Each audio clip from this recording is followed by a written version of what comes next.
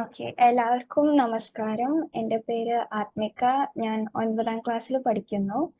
ഞാൻ തൃശ്ശൂരിലാണ് താമസിക്കുന്നത്. ഇതെൻ്റെ രണ്ടാമത്തെ സെഷനാണ്. അപ്പോൾ ഇന്ന് ഞാൻ എടുത്തിരിക്കുന്ന പാട്ടെന്ന് പറയുന്നത് ചെറാതുകളാണ്, കുമ്പളങ്ങി നൈറ്റ് സിനിമയിലെ. അപ്പോൾ ഈ പാട്ട് പാടിയത് സിത്താര കൃഷ്ണനാണ്. ഇത് എഴുതിയത് അൻവർ അലി. ഇത് കമ്പോസ് ചെയ്തത് സുഷിൻ ശ്യാം. പിന്നെ ഈ സിനിമ ഡയറക്റ്റ് ചെയ്തത്, ഈ കുമ്പളങ്ങി നൈറ്റ് സിനിമ ഡയറക്റ്റ് ചെയ്തത് മധു സി നാരായണനാണ്. അപ്പോൾ സിനിമയെ പറ്റി പറയുകയാണെങ്കിൽ ഇത് 2019 ഇറങ്ങിയ സിനിമയാണ്. അപ്പോൾ ഈ സിനിമേന്റെ പേരിൽ തന്നെ ഉണ്ട്, ഇത് ഷൂട്ട് ചെയ്തത് കുമ്പളങ്ങി എന്ന് പറഞ്ഞ സ്ഥലത്താണ്. അത് കേരളത്തില് കൊച്ചിയിലാണ് ഉള്ളത്. അപ്പൊ ഈ സിനിമയുടെ മെയിൻ തീം എന്ന് പറയുന്നത് മാനവികതയാണ്. അപ്പോ ശ്രീനാഥ് ബാസി, ഷൈനികം, സൗബിൻ, പിന്നെ മാത്യു തോമസ്, ഇവർ 4 പേരും ഒരു വീട്ടിലാണ് താമസിക്കുന്നത്. ഇവരുടെ ശരിക്കുള്ള പേര് പറയുന്നത് കുറച്ചും കൂടി മനസ്സിലാക്കാൻ വേണ്ടിയിട്ടാണ്. അപ്പൊ ഇവർക്ക് അധികം കാശൊന്നുമില്ല, ഇവരുടെ വീടൊക്കെ ഭയങ്കര ചെറുതാണ്. അപ്പൊ മാത്യു തോമസ് സ്കൂളിൽ പഠിക്കുന്നു, സ്കോളർഷിപ്പ് വഴി. പിന്നെ ശ്രീനാഥ് ബാസി ഒരു ഡാൻസ് സ്റ്റുഡിയോ നടത്തുന്നുണ്ട്. ശ്രീനാഥ് ബാസിക്ക് സംസാരിക്കാൻ കഴിയില്ല. പിന്നെ സൗബിനും ഷൈനികത്തിനും ജോലിയില്ല, അതായത് ശരിക്ക് ജോലിയില്ല. അപ്പോൾ ഭയങ്കര പാവപ്പെട്ടവരാണ്, അതായത് വീടൊക്കെ ഭയങ്കര ചെറുതാണ്. പിന്നെ ഷൈനികവും അന്നാബെന്നുമായിട്ട് പ്രണയത്തിലാവുന്നു. അപ്പോ അന്നാബെന്നിന്റെ ചേച്ചീന്റെ ഭർത്താവാണ് ഫഹദ് ഫാസിലിനെ അത് ഇഷ്ടപ്പെട്ടില്ല. എന്താന്ന് വെച്ചാൽ ഇവരുടെ ഫാമിലിക്ക് അത്ര കാശൊന്നും ഇല്ലാത്തത് കൊണ്ട്. അപ്പോ ഇവരുടെ ഫാമിലിന്റെ പ്രത്യേകത എന്താന്ന് വെച്ചാൽ ഇവര് രക്തബന്ധമല്ല, അതായത് ബ്ലഡ് റിലേറ്റഡ് അല്ല.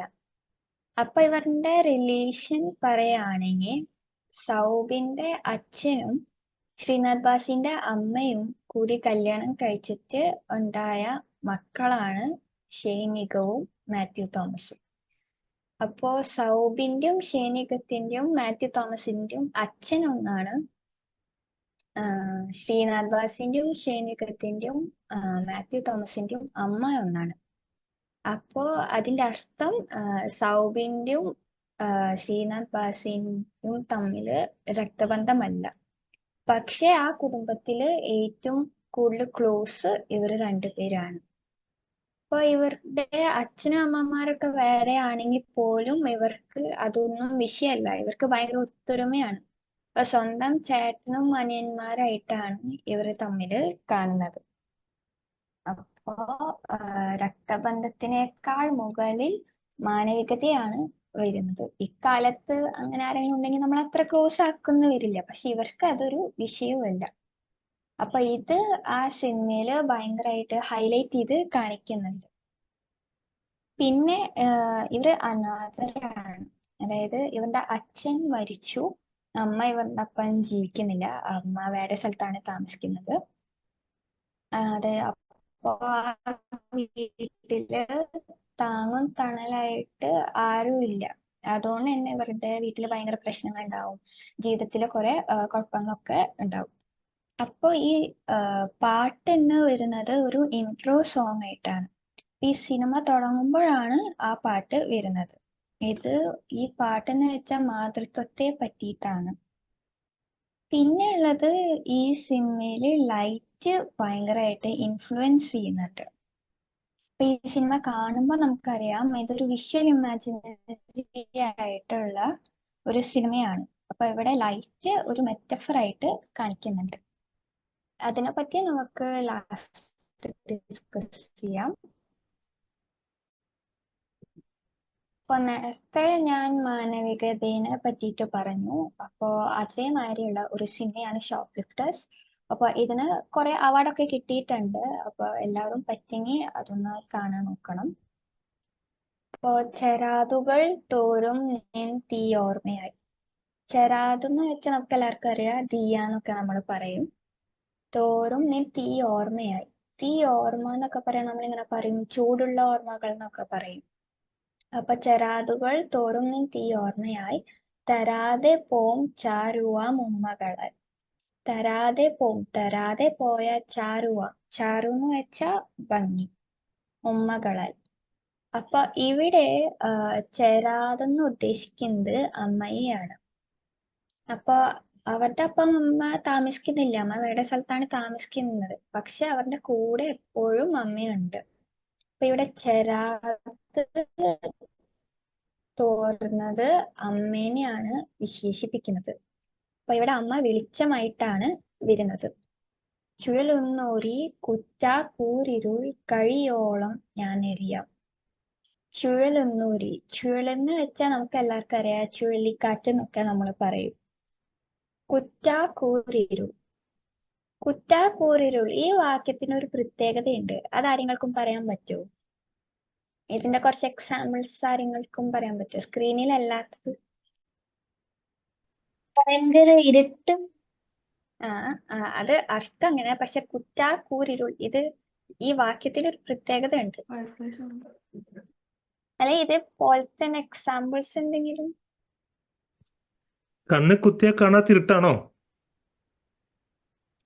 ഏകദേശമൊക്കെ. മിന്നാമിനുങ്ങ് പോലും ഇല്ലാത്തിരുട്ടാണോ? അതെ, പക്ഷെ ഇതിന് ഇവര് 2 തവണ വിശേഷിപ്പിക്കുന്നുണ്ട്. അതായത് ഇരുളിനെ വീണ്ടും കൂരിരുൾ എന്ന് വിശേഷിപ്പിക്കുന്നുണ്ട്, അതുമാതിരി തന്നെ അതിനെ ഒന്നും കൂടി കുറ്റാ കൂരിരുൾ എന്നും കൂടി വിശേഷിപ്പിക്കുന്നുണ്ട്.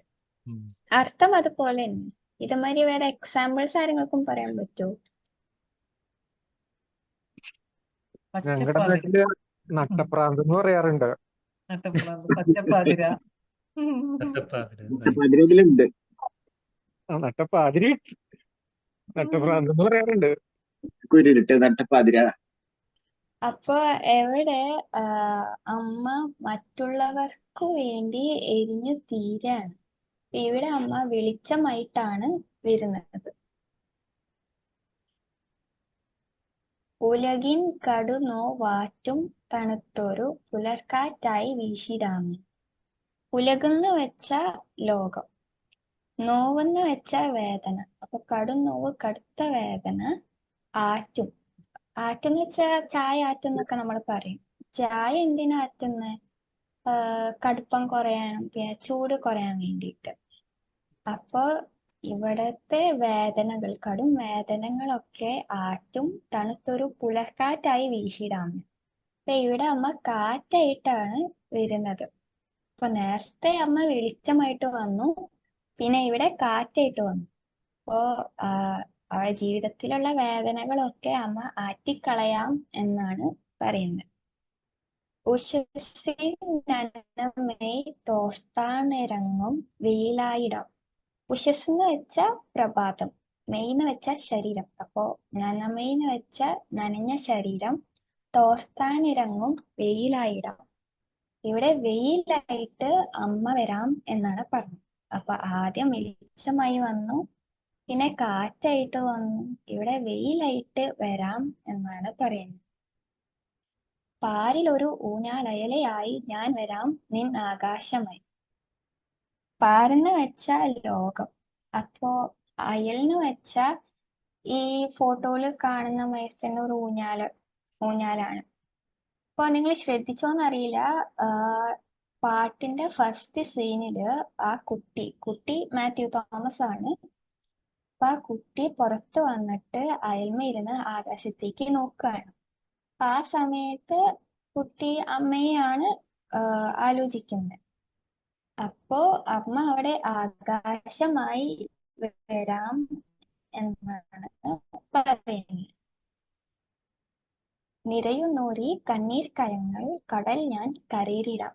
അപ്പൊ നിറയുന്ന ഓരോ കണ്ണീർ കയങ്ങൾ ഇവിടെ ഉദ്ദേശിക്കുന്നത് ജീവിതത്തിലെ ദുരിതങ്ങളെയാണ്, ജീവിതത്തിലെ കുഴപ്പങ്ങളും അതിനെയാണ്. അപ്പൊ അതിൽ നിന്ന് അമ്മ പുറത്തു വരാൻ സഹായിക്കാം എന്നാണ് പറയുന്നത്.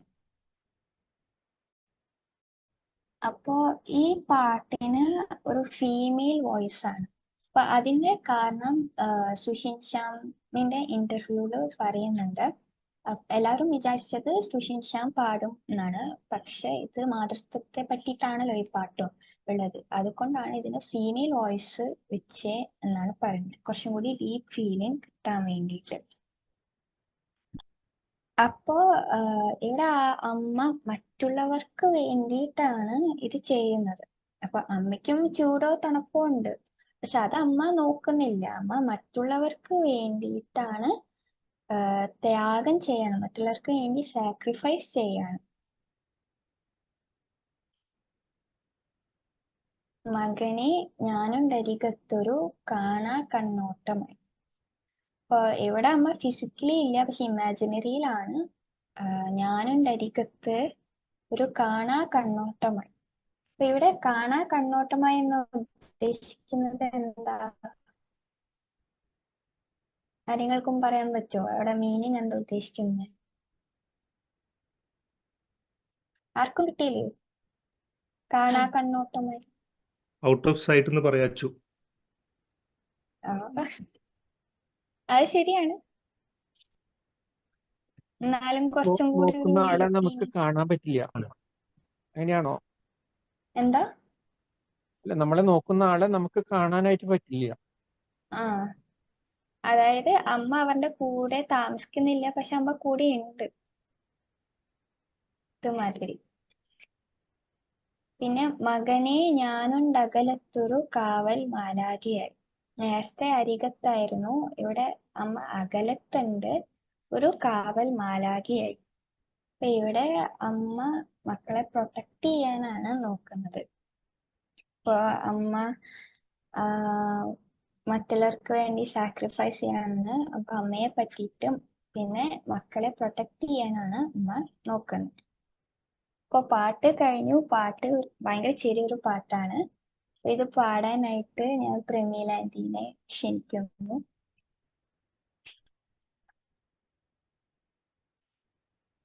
ആദ്യം തന്നെ എന്നെയാണ് അല്ലേ? ഉം. ഈ പാട്ടേ വളരെ ചെറുതാണെങ്കിലും ഭയങ്കര സിമ്പിളായിട്ട് നമുക്ക് തോന്നുമെങ്കിലും ഇതിനെ കുറെ ഒക്കെ ആ മ്യൂസിക് ഭയങ്കരമായിട്ട് സപ്പോർട്ട് ചെയ്യുന്നുണ്ട് ആ പാട്ടിനെ. അപ്പൊ അത് നമ്മള് ഇങ്ങനെ വെറുതെ പാടുമ്പോൾ അതിൻ്റെ ഒരു ഇതൊന്നും വരണമെന്നില്ല. എന്തായാലും പാടി നോക്കാം, ശ്രമിക്കാം. ഓക്കെ. ചരാതുകൾ തോറും നിന്തിയോർമയായി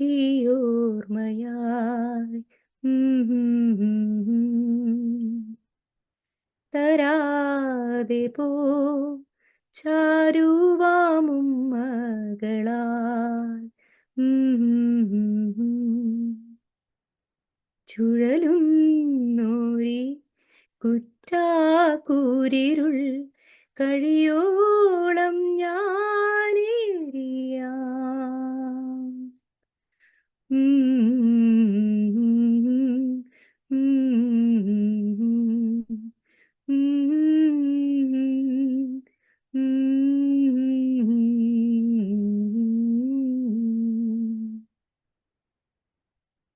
ഉലകിൻ കടുനോവാറ്റും തണുത്തൊരു പുലർക്കാറ്റായി വീശിടാം ഞാൻ. ഉഷസിൻ നനമെയ് തോർത്താനിറങ്ങും വെയിലായിടാം. പാരിലൊരു ഞാലയലയായി ഞാൻ വരാം നിന്നാകാശമായോ നിറയുന്നൊരി കണ്ണീർ കയങ്ങൾ കടൽ ഞാൻ കരേറിടാം.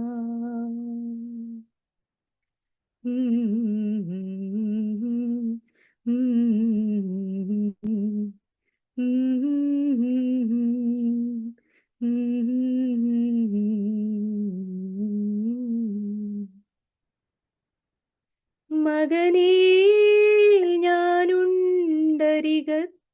കാണാ കണ്ണോട്ടമാ. മകനേ ഞാനുണ്ടകലത്തൊരു കാവൽ മാലാഖയാ.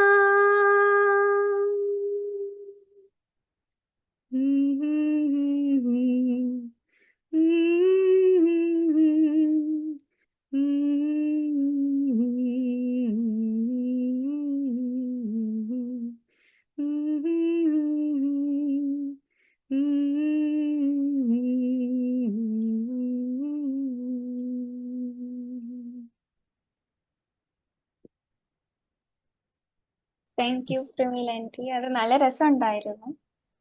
Thank you.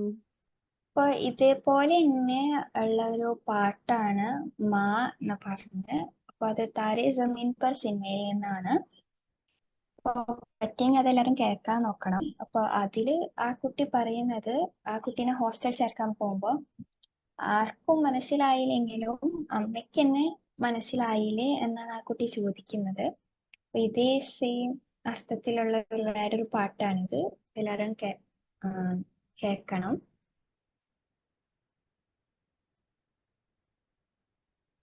പിന്നെ സോവിയറ്റ് യൂണിയൻ കാലത്ത് താമസിച്ചിരുന്ന ഒരാളാണ് മാക്സിം ഗോർക്കി. അപ്പൊ ആളുടെ ഒരു ഫേമസ് ആയ നോവൽ ഉണ്ട്, ദ മദർ എന്ന് പറഞ്ഞിട്ട്. ഭയങ്കര ഫേമസ് ആണ്. അപ്പൊ ഇതിൽ നിന്ന് നമുക്ക് മനസ്സിലാക്കാൻ പറ്റുന്നത് ഈ മദർഹുഡ് അല്ലെങ്കിൽ മാതൃത്വം എന്ന് പറയുന്നത് യൂണിവേഴ്സൽ ആണ്. അപ്പൊ ഇതില് ഈ പാട്ടിന്റെ ലാസ്റ്റ് സീനില് വേറെ ഒരു അമ്മ വരികയാണ്. അപ്പൊ ആ ഒരു അമ്മയുടെ തിരിച്ചുവരവാണ്. ഇടശ്ശേരി ഗോവിന്ദൻ നായരുടെ ഒരു കവിതയാണ് ഭൂതപ്പാട്ട്. അത് മതത്തെ പറ്റിയിട്ട് തന്നെയാണ്. അപ്പോ ഇത് പറയാനായിട്ട് ഞാൻ മധുവങ്കളെ ക്ഷണിക്കുന്നു.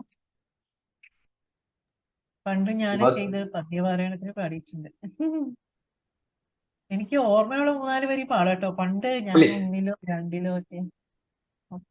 കാച്ചിയ മോരൊഴിച്ചൊപ്പി വടിച്ചിട്ടു കാക്കേ പൂച്ചേ പാട്ടുകൾ പാടിയിട്ടു മാനത്തമ്പിളി മാമനെ കാട്ടിട്ടു മാമു കൊടുക്കുന്നു നങ്ങേലി. ഞാനൊരു പാട്ട് നോക്കി വന്നിട്ടുണ്ടായിരുന്നു, അത് പാടട്ടെ. ഉണ്ണിയാരാരിരോ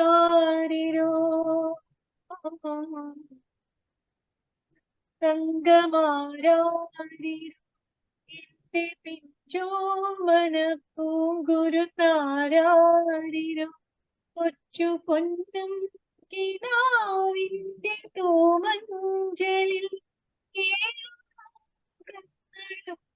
കണ്ടുവാ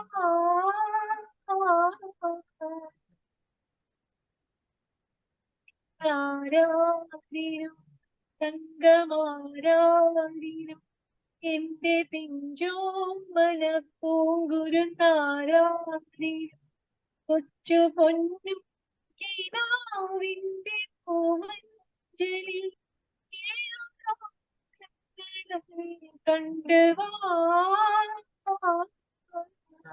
ഉണ്ണിയാരാരിരോ തങ്കമാരാരിരോ എന്റെ പിഞ്ചോമന പൂങ്കുരുന്നാരാരിരോ കൊച്ചു പൊന്നും കിനാവിന്റെ പൂമഞ്ചലിൽ കണ്ടുവാ. അപ്പൊ വേറെ അമ്മ എന്ന് പറഞ്ഞ കവിത ചൊല്ലാനായിട്ട് മിഥുന ചേച്ചി വന്നിട്ടുണ്ട്. മിഥുന ചേച്ചിനെ ഞാൻ ക്ഷണിക്കുന്നു. ശ്രീ സുഭാഷ് ചേർത്തലയുടെ അമ്മ. മക്കളായി 4 പേരുണ്ടെങ്കിലും അമ്മ ഏകയാണേകയാണിയോഴിയിൽ. അച്ഛൻ മറഞ്ഞോരു കാലം മുതൽക്കമ്മ ഭാരമായി 4 പേർക്കും. നാടൂരി മണ്ണും പകുത്തെടുത്ത മക്കൾ 4 വഴിക്കായി പിരിഞ്ഞു പോയി. അച്ഛന്റെ ആത്മാവുറങ്ങുന്ന മണ്ണിലന്നേ തിരി കൺ തുറന്നതില്ല. ഉള്ളം തുളുമ്പുന്നൊരമ്മ എന്നോരോർമ്മകൾ നോവിന്റെ ആഴം പെരുക്കി ചിതകരിച്ചു. ദുശ്ശകൂനം പോലെ അമ്മയെ കണ്ടൊരാ മക്കൾ നടന്നു മറയുന്നതും നോക്കി നെഞ്ചു പൊഴിഞ്ഞമ്മ നീറി നിന്നു. ചെല്ലക്കഥകൾ നുകർന്നു രസിച്ചൊരാ പേരക്കിടാവോടി വന്ന നേരം ശാസിച്ചു നിർത്തി മരുമകളെങ്കിലും മുത്തശ്ശിക്കൊപ്പമൊന്നോടിയെത്താൻ കൈ നീട്ടി നിന്നു കരഞ്ഞു പൈതൽ. അന്യയായമ്മൂമ്മ മുമ്പു നിൽക്കേ വിങ്ങി നുറുങ്ങിയോ കുഞ്ഞിൻ മനം. നിർമ്മലർ ബാല്യമേ നിന്നിൽ പക നട്ടൊരച്ഛനും അമ്മയും എന്തു നേടി. മക്കളെ ഓർക്കുക തീരാമായി നിങ്ങളൊഴുന്ന താപമായി തീരുമീ മാതൃശാപം. ആരോ വിലയിട്ടൊരാ നാലുകെട്ടിന്റെ നോവുപോലമ്മ പകച്ചു നിന്നു. പോകാനിടമില്ല എന്നൊരു ദുഃഖമല്ലമ്മ തൻ നെഞ്ചിൽ തിളച്ചതപ്പോൾ. മഴയിലും പൊള്ളുന്ന പകലിലും മക്കൾക്കായി ഓടിത്തളർന്നൊരാ അച്ഛന്റെ രൂപമാണമ്മയെ വന്നു പൊതിഞ്ഞതപ്പോൾ. അച്ഛനുണ്ടായി െങ്കിലെന്നായമ്മ ഉള്ളം തപിച്ചു കൊതിച്ചു പോയി. അച്ഛൻ മറഞ്ഞതിൽ പിന്നെ ഈ അമ്മയെ എന്തേ കിടാങ്ങൾ മറന്നുപോയി. നേരമില്ലമ്മയെ നോക്കുവാനെന്നില്ല മക്കളുമൊന്നായി പറഞ്ഞെങ്കിലും നാൽവരില്ലാരെങ്കിലും വന്നു കൈപിടിച്ചൊപ്പം നടക്കുമെന്നാശിച്ചു പോയി.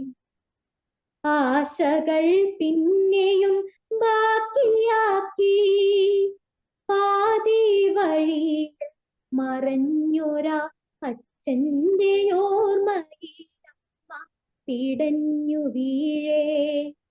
കൈപിടിച്ചാരോ നടത്തി ആ അമ്മയെ ശരണാലയത്തിൻ കവാടം വരെ. ഏകയായി തീർന്നൊരി അമ്മ തൻ നെഞ്ചിലെ തീയൊന്നണയുവാൻ ഒരു വട്ടമെങ്കിലും പോരുമോ മക്കളെ ഈ വഴിയേ. പ്രതിക്രിയയായി വന്നു കൂട്ടിയാലും തീരുമോ മക്കളെ നിങ്ങളെ പോറ്റിയ പെറ്റ വയറിന്റെ തീരാക്കടും. പെറ്റ വയറിന്റെ തീരാക്കടും.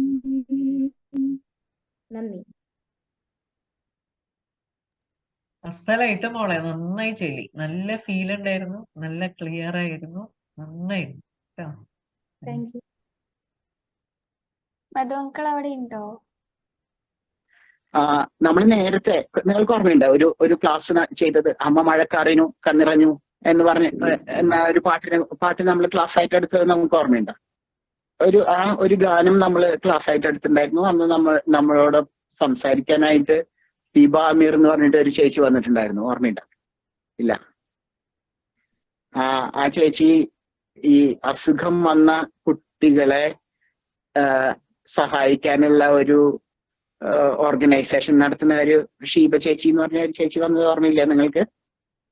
ഓക്കെ, ഞാൻ പറഞ്ഞു വന്നത് വെച്ചാൽ മാതൃത്വം എന്ന് പറഞ്ഞാല് നമ്മുടെ സ്വന്തം കുട്ടികളോട് തോന്നുന്ന ഒരു സ്നേഹം മാത്രമല്ല, ഈ ലോകത്തിനോട് തന്നെ ആളുകൾക്ക് എന്താ പറയാ, മാതൃത്വത്തിന് സമമായിട്ടുള്ള ഒരു സ്നേഹം ആളുകൾക്ക് തോന്നും. ഞാനിപ്പോ ഉദാഹരണത്തിന് പറയുകയാണെങ്കിൽ, ഗാന്ധി എന്ന് പറഞ്ഞ ഒരു ആണായിരുന്നു അല്ലെ. ഗാന്ധിയെ കുറിച്ച്, ഗാന്ധിയുടെ എന്താ പറയാ, എപ്പോഴും ഗാന്ധിയുടെ ഒപ്പം ഉണ്ടായിരുന്ന മനു ബഹൻ കേട്ടിട്ടുണ്ടോ? ഗാന്ധിയുടെ ഊന്നുവടികൾ എന്നറിയപ്പെടുന്ന 2 പെൺകുട്ടികളുടെ കുറിച്ച് നിങ്ങൾ കണ്ടിട്ടുണ്ടോ? പടങ്ങളിലൊക്കെ കണ്ടിട്ടുണ്ടാവും. ഗാന്ധി 2 പെൺകുട്ടികളുടെ തോളിൽ കൈവച്ച് ഇങ്ങനെ നടക്കുന്നത്. അതിൽ ഈ മനു ബഹൻ ഗാന്ധിയെ കുറിച്ച് എഴുതിയ പുസ്തകത്തിന്റെ പേര് ഗാന്ധി മൈ മദർ എന്ന. അപ്പൊ ഷീബ ചേച്ചിക്ക് സ്വന്തം മകളോട് തോന്നിയ സ്നേഹം ഈ ലോകത്തിനോട് മുഴുവൻ തോന്നുന്നത് കൊണ്ടാണ് ഷീബ ചേച്ചി അങ്ങനെ ഈ ലോകത്തിന് വേണ്ടിയിട്ട് ഷീബ ചേച്ചിയുടെ ജീവിതം മാറ്റിവെച്ചു. അതുപോലെ തന്നെ ഗാന്ധിയെ പോലെയുള്ള ആളുകള്, ഞാൻ പറഞ്ഞ ബയോളജിക്കൽ മദറും ഒരു ബയോളജിക്കൽ ചൈൽഡും തമ്മിലുള്ള ബന്ധം മാത്രമല്ല മാതൃത്വം. ഏതൊരു മനുഷ്യനും സഹജീവികളോട് തോന്നുന്ന മാതൃത്വ സമാനമായിട്ടുള്ള വികാരത്തിനെയും നമ്മൾ അതേ കാറ്റഗറിയിൽ തന്നെയാണ് പെടുത്തുന്നത്. ഇത് ഞാനൊരു മുഖവരിയായിട്ട് മാത്രം പറഞ്ഞതാണ്. ഇനി നമുക്ക് ഈ പൂതപ്പാട്ട് എന്ന് പറഞ്ഞ കവിതയിലേക്ക് പോവാം. പൂതപ്പാട്ട് ഇടശ്ശേരിയുടെ ഒരു കവിതയാണ്. ഈ കവിതയിൽ പരാമർശിക്കുന്നത് എനിക്ക് തോന്നുന്നു വടക്കേ മലബാറിലൊക്കെ ഉള്ള ഈ മകരമാസം കഴിയുമ്പോ അല്ലെ, മകരമാസം കഴിയുമ്പോഴാണെന്ന് എൻ്റെ ഓർമ്മ, എല്ലാ വീടുകളിലും ഒരു പൂതത്തിന്റെ രൂപം കെട്ടിയിട്ട് ഒരാൾ വരും. എന്നിട്ട് കുട്ടികളെ ഇങ്ങനെ പാട്ടൊക്കെ പാടും. അങ്ങനെ ഇവര് വീട്ടുകാര് ഈ പൂതത്തിന് നെല്ലും ഒക്കെ കൊടുക്കും. അങ്ങനത്തെ ഒരു നിങ്ങളുടെ വീടുകളിൽ അങ്ങനെ ആൾക്കാർ വരാറുണ്ട്. നമ്മുടെ തൃശ്ശൂരൊക്കെ ആണെങ്കിൽ മൂക്കാഞ്ചാത്തൻ എന്നൊക്കെ പറഞ്ഞിട്ട് ഓരോ രൂപം കെട്ടിയിട്ട് ആളുകൾ വരികയായിരുന്നു. ഇതിന്റെ ഈ പൂതത്തിനെ കുറിച്ചുള്ള ഒരു ഐതിഹ്യമാണ് ഇടശ്ശേരിയുടെ ഈ കവിത. അതില് നമ്മുടെയൊക്കെ മനസ്സിലേക്ക് എന്താ പറയാ, ഏറ്റവും അധികം നമുക്ക് ആ കവിത വായിക്കുമ്പോൾ തോന്നുന്നത് മാതൃത്വം എന്ന വികാരത്തിന്റെ മഹത്വം ആണ്. ഓക്കെ, ഈ കവിത തുടങ്ങണത് കേട്ടിട്ടില്ലേ തുടികൊട്ടും കലർന്നോട്ടു ചിലമ്പിൻ കലമ്പലുകൾ. അങ്ങനെ ഭൂതത്തിന്റെ ഒരു വിവരണമാണ് ആദ്യം. ഭൂതം ഇങ്ങനെ വരുന്നത്, ഇപ്പൊ നിങ്ങളുടെ മനസ്സിൽ ആ ഭൂതത്തിന്റെ ഒരു രൂപമുണ്ടാ? കാതിൽ പിച്ചളത്തോട, കഴുത്തിൽ കലബല വെയ്യും പണ്ടങ്ങൾ, അരുകിൽ അനുക്കണി ചായക്കിരീടം, തലയിലണിഞ്ഞ കരിമ്പൂതം. ആ കരിമ്പൂതത്തിനെ ഇപ്പൊ നിങ്ങൾക്ക് കാണാൻ പറ്റില്ലേ മനസ്സില്? ഇല്ലേ? അപ്പൊ ഈ കരിമ്പൂതത്തിന്റെ കഥയാണ് ഈ ഇടശ്ശേരി കവിതയായിട്ട് പറയുന്നത്. അപ്പൊ ഈ ഭൂതം എന്താ ചെയ്തിരുന്നത്? ആദ്യം എന്തുകൊണ്ടാണ് ഈ ഭൂതം ഈ വീടുകളിലേക്ക് വരുന്നത് എന്ന് ഉള്ള ചോദ്യത്തിന്റെ ഉത്തരമായിട്ടാണ് ഈ കവിത പുരോഗമിക്കുന്നത്. അപ്പൊ ഭൂതം വളരെ ദുഷ്ടനായിട്ടുള്ള ഒരു ഭൂതമായിരുന്നു. ഓക്കെ, ഈ ഭൂതം ചെയ്യുന്നത് പറയന്റെ കുന്നിന്റെ അങ്ങേ ചെരുവിലെ പറക്കെട്ടിനടിയിൽ കിളിവാതിലിൽ കൂടി തുറുകണ്ണും വായിച്ചു പകലൊക്കെ പാർക്കുന്നു ഭൂതം. പൈക്കളെ മേയ്ക്കുന്ന ചെക്കന്മാരുച്ചയ്ക്കു പച്ചില പുന്തണൽ പോകും, ഒറ്റയ്ക്കുമേയുന്ന പയ്യൻ മുലകളെ തെറ്റെന്നി ഭൂതം കുടിക്കും. അങ്ങനെ ഈ വഴി കൂടെ പോണ ആളുകളെ പിടിച്ചു തിന്നും. രാത്രിയാവുമ്പോ മായാവിളക്കുകളൊക്കെ കത്തിച്ച് വഴിയില് ഒരു സുന്ദരിയുടെ രൂപത്തിൽ നിൽക്കും. എന്നിട്ട് ആളുകൾ പോകുമ്പോ ആളുകളെ ആകർഷിച്ച്, ശരിക്കും കരിമ്പനെയാണ്, പക്ഷെ അത് കൊട്ടാരമാണെന്ന് തോന്നുന്ന സ്ഥലം, ആളുകൾക്ക് ഈ ഭൂതത്തിന്റെ ശക്തി കൊണ്ട് കരിമ്പന കൊട്ടാരമാണെന്ന് തോന്നുകയും ഭൂതത്തിനെ അനുഗമിക്കുകയും ഭൂതം അവിടെ ചെല്ലുമ്പോ ഈ ആളുകളെ തിന്നൊക്കെ ചെയ്യും. അങ്ങനെ കഴിഞ്ഞിരുന്ന ഒരു ഭൂതമാണ്. ആ ഭൂതം അങ്ങനെ കഴിയുന്ന സമയത്താണ് ഇവിടെ ഒരു ഉണ്ണി പിറക്കുന്നത്. ആ ഉണ്ണി പിറന്ന് ഉണ്ണി വലുതായി ഉണ്ണി സ്കൂളിൽ പോവാണ്. കുന്നിൻ മോളിലേക്കുണ്ണി കയറി ഓ ഓക്കെ. സ്കൂളിൽ പോകുമ്പോ അമ്മ കുട്ടിയോട് പറയും അവിടെ കുന്നിന്റെ അവിടെ ഭൂതമുണ്ട്, അങ്ങോട്ടൊന്നും പോകരുത് എന്നൊക്കെ പറയും. അങ്ങനെ ഈ ഭൂതം ഉണ്ട്, നിങ്ങൾ മോനെ നീ അങ്ങോട്ടൊന്നും പോകരുത് എന്നൊക്കെ പറയും. പിന്നെ ആണി, ഈ സ്കൂളിലേക്ക് കുട്ടി പോണത് എന്താണ് എഴുത്താണിയൊക്കെ പിടിച്ചിട്ടാണല്ലോ. ഈ ആണിയൊന്നും കളയരുത് എന്നൊക്കെ അമ്മ പറഞ്ഞിട്ട് കുട്ടീനെ സ്കൂളിലേക്ക് വിടുകയാണ്. അപ്പോഴാണ് കുട്ടി സ്കൂളിൽ പോണ ആ ഒരു രംഗമാണ് പിന്നെ വളരെ മനോഹരമായിട്ട് ഇതില് പറയുന്നത്. ഉണ്ണിക്കേഴു വയസ്സു കഴിഞ്ഞു, കണ്ണും കാതും ഉറച്ചു കഴിഞ്ഞു, പള്ളിക്കൂടത്തിൽ പോയി പഠിക്കാൻ ഉള്ളിൽ കൗതുകമേറിക്കഴിഞ്ഞു. അങ്ങനെ വലുതായിട്ട് കുട്ടി 7 വയസ്സായി. കുട്ടി സ്കൂളിൽ പോവാണ്. കുന്നിൻ മോളിലേക്ക് ഉണ്ണി കയറി, കന്നും പൈക്കളും മേയുന്ന കണ്ടു. അങ്ങനെ കുട്ടി ഇതൊക്കെ കണ്ട്, രംഗങ്ങളൊക്കെ കണ്ട് ഇങ്ങനെ പോണ നേരത്ത് എന്തുണ്ടാവും? പറയന്റെ കുന്നിന്റെ മറ്റേ ചെരുവിലേക്കുല ഉരസിറങ്ങി നടന്നാനുണ്ണി. അമ്മ പറഞ്ഞത് തെറ്റിച്ചിട്ട് ഉണ്ണി ഈ പറയന്റെ കുന്നിന്റെ മറ്റേ ചെരുവിലേക്ക് ഇറങ്ങുകയാണ്. ഇറങ്ങി കഴിയുമ്പോ ഭൂതം അപ്പോ കണ്ടു, ഈ കുട്ടീനെ കാണാണ്. പാറക്കെട്ടിന്റെ കൊച്ചു പിളർപ്പിലെ കിളിവാതിൽ അപ്പോൾ തുറന്നു ഭൂതം. ആറ്റിലൊലിച്ചെത്തും അമ്പലപ്പൂ പോലെ, ആടിക്കുഴഞ്ഞെത്തും അമ്പിളിക്കല പോലെ, പൊന്നും കൂടം പോലെ പൂവമ്പഴം പോലെ ഒന്നു വരുന്നോനെ കണ്ടു ഭൂതം.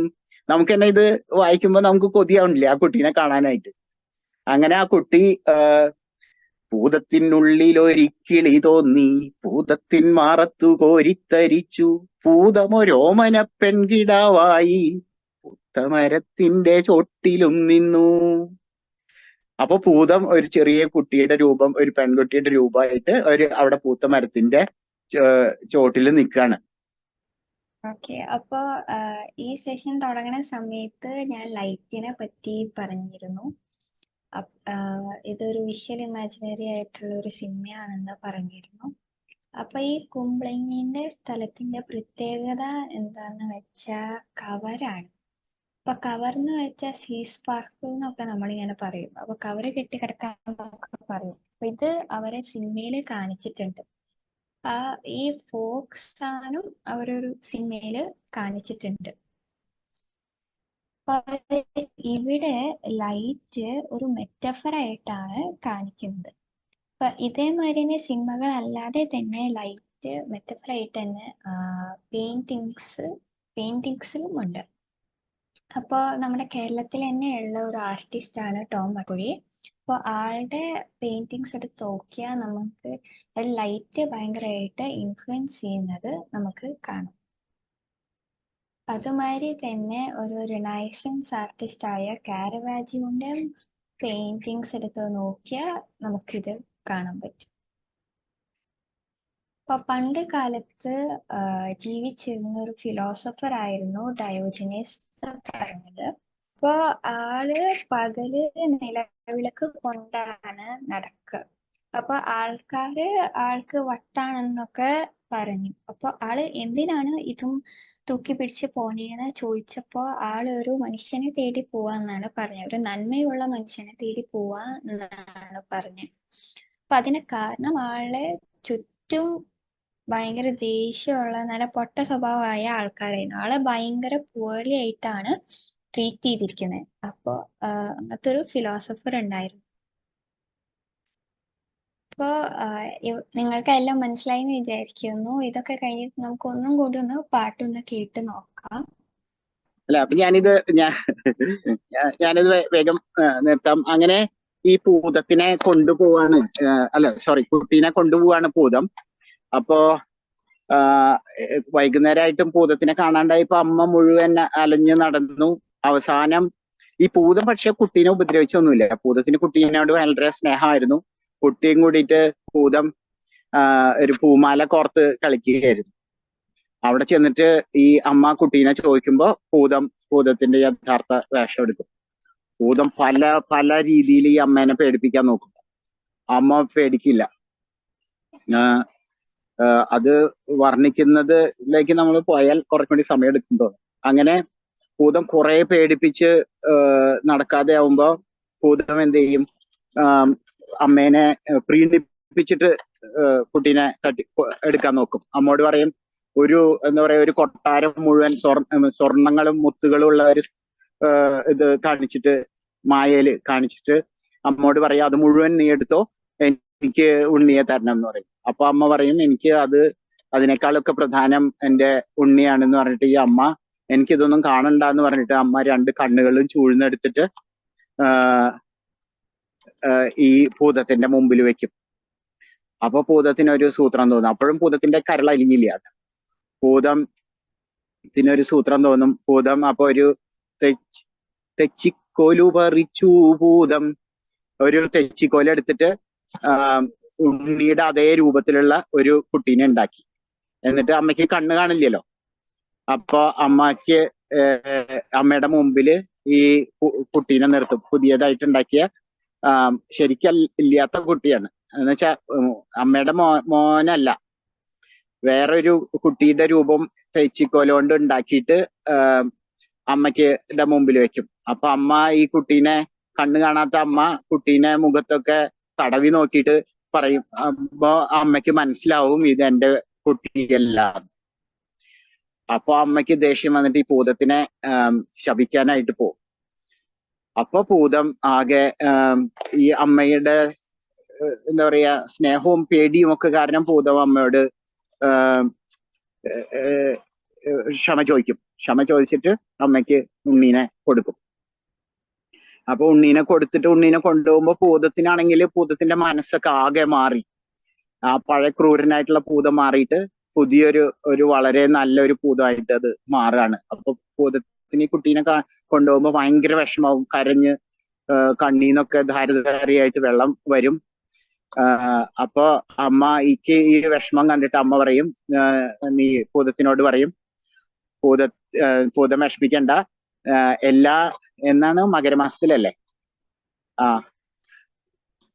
മകരക്കൊയ്ത്തു കഴിഞ്ഞിട്ടങ്ങടെ കണ്ടമുണങ്ങി പൊട്ടും കാലം, കളമക്കതിർമണി കളമതിയിലൂക്കൻ പൊന്നിൻ കുന്നുകൾ തീർക്കും കാലം, കളമക്കതിർമണി കളമതിയിലൂക്കൻ പൊന്നിൻ കുന്നുകൾ തീർക്കും കാലം, വന്നു മടങ്ങണം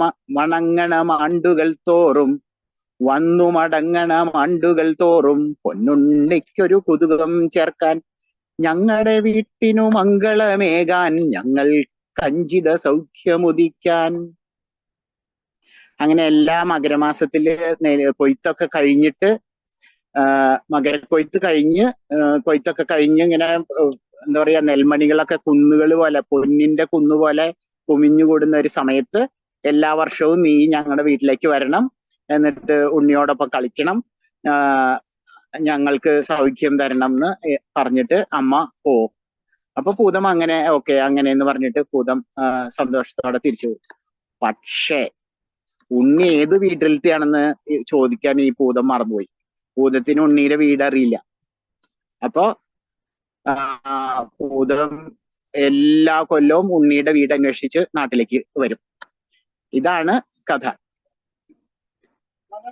കേട്ടിട്ടില്ലേ തുടികൊട്ടും കലർന്നോട്ടു ചിലമ്പിൻ കലമ്പലുകൾ, അയ്യയ്യാവര വമ്പിളിപ്പുങ്കുല നെയ്യിലണിഞ്ഞ കരിമ്പൂതം. ഇതാണ് ഭൂതപ്പാട്ട്. നിങ്ങളെല്ലാവരും ഇനി ഇത് കഴിഞ്ഞിട്ട് ഭൂതപ്പാട്ട് വായിക്കണം. ഭൂതപ്പാട്ട് മാത്രമല്ല, ഇടശ്ശേരിയുടെ കുറിച്ച് പറയാൻ തുടങ്ങിയാൽ നമുക്കൊരു 10 ക്ലാസ് എടുക്കാം ഇടശ്ശേരിനെ കുറിച്ച്. ഒരിക്കലും എപ്പോഴും ബീച്ചിൽ പോയപ്പോ ഞാൻ എന്റെ ചേച്ചിയും ബീച്ചിൽ കളിക്കുന്ന സമയത്ത് ഇങ്ങനെ ഒരു വെള്ളത്തിന് ഇങ്ങനെ ഈ വെളിച്ചം പോലെ ഉണ്ടായിരുന്നു. അപ്പൊ വീട്ടിൽ ചെന്ന് നോക്കിയപ്പോ അതെന്തോ ടൈപ്പ് സ്പീഷീസ് ജെലി ഫിഷ് അങ്ങനെ എന്തോ ബയോലുമിനസെൻസ് ആയി ഇങ്ങനെ കത്തുന്ന എന്തോ ആയിട്ട് ആയിരുന്നു. അതാ ഞാൻ പറഞ്ഞത്, ചിലപ്പോ അതായിരിക്കും. ആത്മികയുടെ പ്രസന്റേഷൻ സൂപ്പർ ആയിരുന്നു, നന്നായി. നന്നായി അടിപൊളിയായിരുന്നു. Nice good. അതായത് പ്രസന്റേഷൻ നന്നായിരുന്നു, പ്രത്യേകിച്ച് PPT നന്നായിരുന്നു. പിന്നെ മറ്റേ ആദ്യ വാക്കുകൾ പറഞ്ഞില്ലേ, അപ്പോ എനിക്ക് ഓർമ്മ വന്ന എന്റെ അനിയൻ പണ്ട് 7-8 വയസ്സൊക്കെ ആകുമ്പോ കുറെ പുതിയ വാക്കുണ്ടാക്കും. അതേപോലെ ഉണ്ടാക്കിയതാണ് ഈ നട്ടുച്ച പറയില്ല, അവനൊന്ന് നട്ടപാതിര അറിയില്ല. അപ്പൊ ഈ നട്ടപാതിരക്ക് പകരം നട്ടരാത്രി അങ്ങനെ കുറെ പുതിയ വാക്കൊക്കെ ഉണ്ടാക്കും. അങ്ങനെ അതാണ് എനിക്ക് ഓർമ്മ വന്നത്. പിന്നെ ഭൂതപ്പാട്ട് ഞാൻ കേട്ടിട്ടുണ്ട്, എന്റെ അച്ഛമ്മ ഇതിന്റെ കഥയൊക്കെ പറഞ്ഞു. അപ്പോ അതാണ് പറയുന്നത്. പ്രസന്റേഷൻ സൂപ്പർ ആയിരുന്നു. ഞാൻ ശരിക്കും ആ പ്രസന്റേഷനിൽ നോട്ട് ചെയ്തത്, നമുക്കിപ്പോൾ ആ ഒരു സിനിമയിലെ ഒരു പാട്ട് പറയുകയും അതിൻ്റെ കൂടെ എക്സ്പ്ലെയിൻ ചെയ്യുകയും വിഷ്വൽസ് കാണിക്കുകയും ചെയ്തു. പിന്നെ അതോടൊപ്പം തന്നെ അതുമായിട്ട് ബന്ധപ്പെടുത്തിയിട്ട് മാക്സിം ഗോർക്കിയുടെ മദറും പിന്നെ ഇടശ്ശേരി ഗോവിന്ദനാരുടെ അതും സോങ്ങും എല്ലാം എടുത്ത് പറയുന്നുണ്ട്. അപ്പം അത് ശരിക്കും ആ പാട്ടിനെ കുറിച്ച് നല്ലപോലെ എല്ലാ സ്ഥലത്തും അന്വേഷിക്കുകയും ആ ടോപ്പിക്കിനെ കുറിച്ച് ഏറ്റവും നല്ല രീതിക്കുള്ള കാര്യങ്ങളാണ് ശരിക്കും അന്വേഷിച്ച്. ഞാൻ അതാണ് ഫസ്റ്റ് നോട്ടീസ് ചെയ്തത്. അതൊരു നല്ല രീതിക്കാണ് അത് പറഞ്ഞത്. പിന്നെ ഓവറോൾ പ്രസന്റേഷൻ നല്ലതായിരുന്നു, എല്ലാം നല്ല രീതിക്കാണ് പറഞ്ഞത്. എല്ലാം ഭയങ്കര സിമ്പിളായിരുന്നു പറയുന്നത്. നമ്മുടെ സെയിം ഏജ് ആകുമ്പം അതിൻ്റെതായ ഒരു രീതിക്ക് പെട്ടെന്ന് മനസ്സിലാവും. അങ്ങനെ ഒരു അഡ്വാൻറ്റേജ് ഉണ്ടായിരുന്നു ഈ പ്രസന്റേഷൻ. അത്രേ ഉള്ളൂ. ചക്കി ചേച്ചി എടുത്ത ഈ സിനിമ ഉണ്ടല്ലോ, കുമ്പളങ്ങി നൈറ്റ്സ്. കുമ്പളങ്ങി എന്ന് പറയുന്ന സ്ഥലം മറ്റേ മഞ്ഞുമലിന്റെ അടുത്താണ്.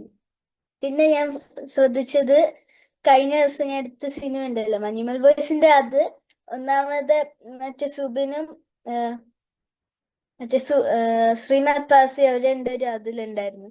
പിന്നെ ഈ പാട്ടിന്റെ ലിറിസിസ്റ്റും സുഷിൻ ശ്യാമും അൻവർ അലിയും ആ പാട്ടും എടുത്തായിരുന്നു.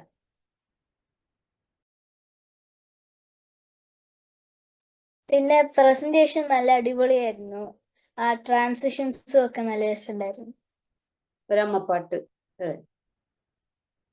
കൺമണിയേ കൺമണിയേ കരയാതുറങ്ങി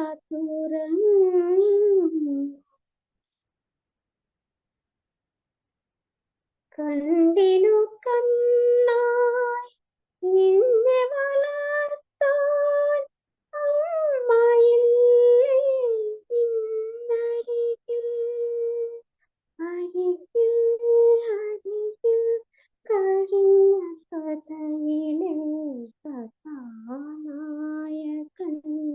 കനിഞ്ഞു നൽകിയ വിധിയല്ലേ കഴിഞ്ഞ കഥയിലെ കഥാനായകൻ കനിഞ്ഞു നൽകിയ വിധിയല്ലേ കഴിയാത്ത കഥയിലെ കണ്ണീർ കഥയിലെ കഴിയാത്ത കഥയിലെ കണ്ണീർ കഥയിലെ കഥാനായകൻ നീയല്ലേ അല്ലേ കൺമണിയേ കൺമണി.